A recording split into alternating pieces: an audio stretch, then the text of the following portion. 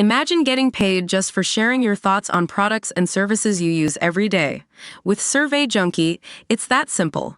Click on the link in the video description to discover how you can start earning today by taking surveys. Indignant protests by Israeli and U.S. leaders over last week's decision by the prosecutor of the International Criminal Court, ICC, to seek Benjamin Netanyahu's arrest for alleged war crimes shone new light on an old reality. For those at the top who wield decisive political power, all people are equal, but some are more equal than others. At the heart of objections to Karim Khan's gutsy move is the unspoken implication that violence against Palestinians, a dispossessed, marginalized and largely voiceless people, is less wrong, or somehow more acceptable, than violence against Israelis, the privileged, protected citizens of an established nation-state.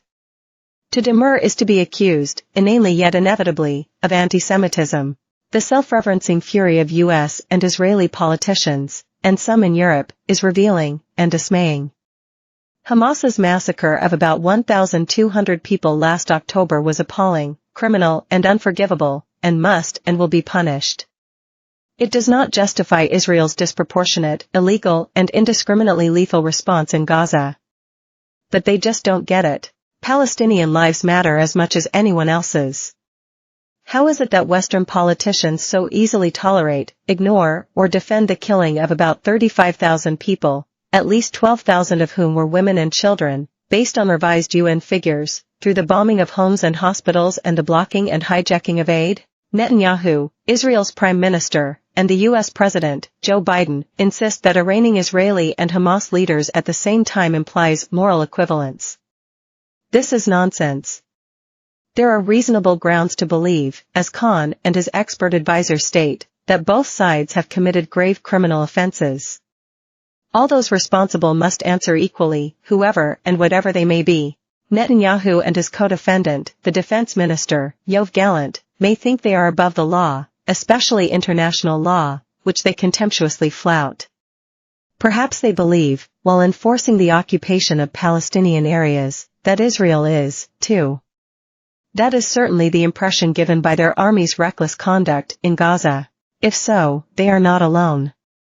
Vladimir Putin, Russia's president, is accused of overseeing numerous crimes in Ukraine. The ICC issued an arrest warrant last year. Does this suggest moral equivalence with Hamas terrorists, or Netanyahu? No. It simply means that Putin, like any other individual, must answer for his alleged actions. Like them, his assumption of impunity is, and must be shown to be, false. It's surprising how difficult Western leaders find this concept of equality before the law, even as they prate about upholding the democratic, international rules-based order. Biden's reaction was illogical, bordering on bizarre. What's happening is not genocide, he said. But the ICC is not saying it is. That's a different court, Joe.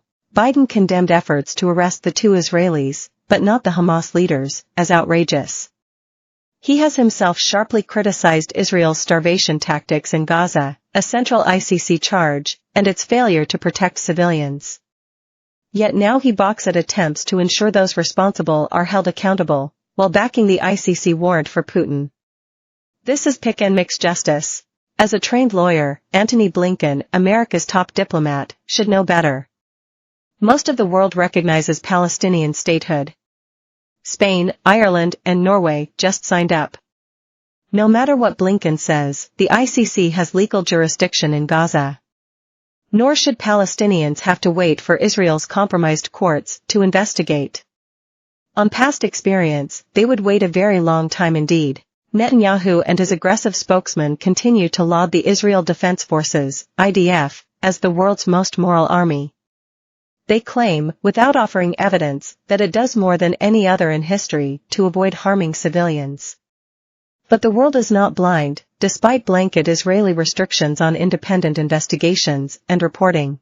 Gaza is a man-made horror, unprecedented in the modern era. Direct comparisons are problematic and inexact. But measured by deaths and displacement, Gaza appears worse than Mosul, 2017, Aleppo, 2016, and even Grozny, 1994 to 955.